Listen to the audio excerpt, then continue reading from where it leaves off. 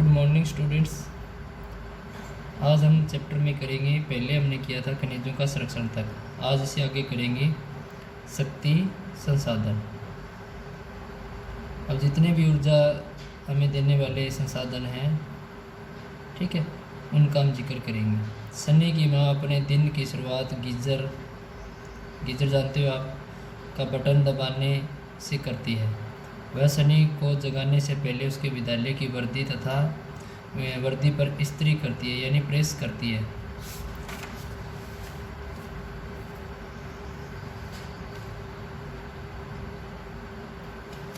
इसके बाद वह उनके लिए ब्लेंडर में एक गिलास संतरे का जूस तैयार करने के लिए रसोई में तेज़ी से पहुंचती है।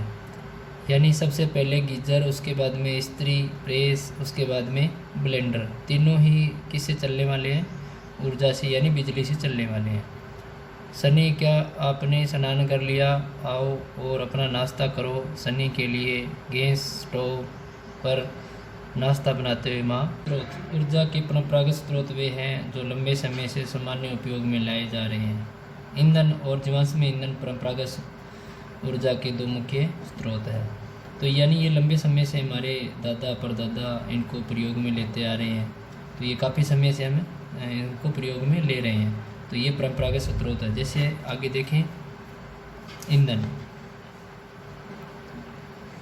ईंधन क्या है? एक परंपरागत स्रोत है।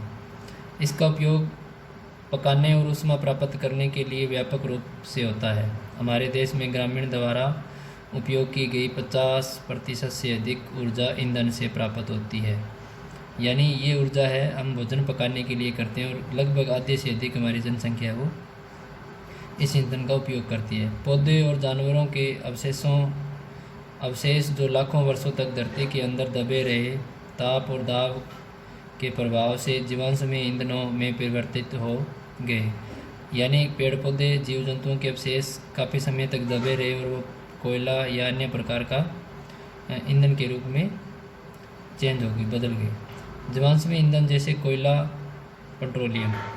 अब कोयला है वो भी पेड़ पौधे दब जाने से इसका निर्माण हुआ है। पेट्रोलियम है वो भी प्राकृतिक वनस्पति है, वो नीचे दब गई और लाखों वर्षों, करोड़ों के बाद में दाब और ताप के कारण वो कोयले और पेट्रोलियम में परिवर्तन हो गई।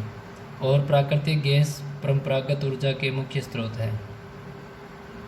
इन खनिजों के भंडार सीमित हैं। विश्व की बढ़ती जनसंख्या जिस दर से इनका उपयोग कर रही है, वह इनके निर्माण की दर से कहीं अधिक है, इसलिए ये शीघ्र ही समाप्त होने वाले हैं। तो ये कोयला है, पेट्रोलियम है, डीजल है, ये संसाधन क्या है? इनका उपयोग बहुत अधिक बढ़ता जा रहा है दिन प्रतिदिन। इन संसाधनों के भंडार हमारे पास में सीमित है, मात्रा में है, और इनका दोबारा से निर्माण अगर हो तो करोड़ों लाखों वर्ष लग जाएंगे। तो यानी कुछ सदियाँ वो बीत जाएगी, तब जाकर उसका निर्माण होगा। तो इसलिए इसका जो उपयोग है वो काफ़ी अधिक कर रहे हैं हम, और इसकी जो गति है वो उसको कम करना पड़ेगा, ताकि आने वाले भविष्य के लिए ये संसाधन भी मौजूद रह पाए। ईंधन हो गया। अब कोयला देखते हैं। यह बहुतायत में पाए जाने वाला जीवाश्म ईंधन है। इसका उपयोग घरेलू ईंधन उद्योगों जैसे लोहा और इस्पात, अब जो लोहे बनाने गलाने का जो इस्पात उद्योग होता है, वहाँ पर कारखाना होता है, वाष्प इंजनों और विद्युत उत्पन्न करने में किया जाता है। कोयले से प्राप्त विद्युत को तापीय ऊर्जा कहा जाता है। अब तापीय ऊर्जा किसे कहा जाता है? जो कोयले से प्राप्त की जाती है। बड़े बड़े, जैसे ये देखो, यहाँ कोयला आता है इसके अंदर, और यहाँ इससे ताप यानी बिजली बनाई जाती है। कोयला जिसका हम आज उपयोग कर रहे हैं, वह लाखों वर्ष पूर्व फर्न और दलदल के पृथ्वी की परतों में दब जाने से बना। कोयला इसलिए अंतर्हित धूप के रूप में जाना जाता है। यानी कोयला है वो प्राकृतिक वनस्पति नीचे दब गई, और उसके बाद में लाखों करोड़ों वर्षों के बाद में ताप और दबाव के कारण वो एक कोयला बन गया। ठीक है। विश्व में अग्रणी कोयला उत्पादक देशों में चीन, संयुक्त राज्य अमेरिका, अब इन देशों में कोयला है वो पाया जाता है। चीन में, अमेरिका में, जर्मनी, रूस, दक्षिण अफ्रीका और फ्रांस। भारत के कोयला उत्पादक क्षेत्र रानीगंज सबसे मशहूर है। रानीगंज, ठीक है, पश्चिम बंगाल में, तथा जरिया धनबाद में, बोकारो झारखंड में है। तो ये रानीगंज आपका और जरिया, उसके बाद में बोकारो, ये हमारे कोयले के मुख्य भंडार है, ठीक है। अब देखते हैं पेट्रोलियम। पेट्रोल जिससे आपकी कार चलती है, और तेल जो आपकी साइकिल को चरमराने से रोकता है। दोनों की शुरुआत गाढ़े काले द्रव से होती है, जिसे पेट्रोलियम कहते हैं। यह सेलों की परतों के मध्य पाया जाता है, और इसका वेधन अपतटीय व तटीय क्षेत्रों में स्थित तेल क्षेत्रों में किया जाता है। यानी जो पेट्रोल है, उससे बहुत, जब पेट्रोल बनता है तो उसके जो अवशेष बच जाते हैं, उससे जो कच्चा माल से जो पेट्रोल बनाया जाता है, तो उससे काफ़ी चीज़ें वो हमारी बनती है, जैसे ग्रीस हो गया, ठीक है, मोबिल हो गया, अन्य प्रकार के बहुत सारे पदार्थ हैं वो पेट्रोलियम बनाते हैं। तो उस उद्योग में काफ़ी सारी अन्य वस्तुएं वो बचे हुए पदार्थों से बनाई जाती है। तदुपरांत उसे प्रशिक्षणशाला, शोध करने वाला स्थान, ठीक है, भेजा जाता है, जहां अपरीक्षित पेट्रोलियम के प्रक्रमण अलग अलग करने की प्रक्रिया, यानी अलग अलग इन पदार्थों को किया जाता है। पेट्रोल अलग हो गया, ग्रीस अलग हो गया, मोबिल अलग हो गया, या अन्य प्रकार का कोई भी जो इससे प्राप्त हो रहा है कच्चे माल से, वो उसको अलग अलग किया जाता है।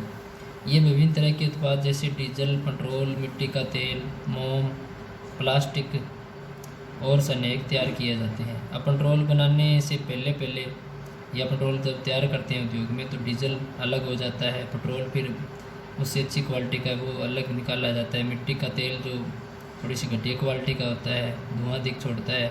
उसके बाद में मोम, प्लास्टिक, ये पदार्थ है वो निकाले जाते हैं। पेट्रोल और इससे बने उत्पादों को काला सोना कहा जाता है, क्योंकि ये बहुत अधिक मूल्यवान है। तो जो पेट्रोल से बनते हैं, जो भी पदार्थ बनते हैं, उनको काला सोना कहा जाता है।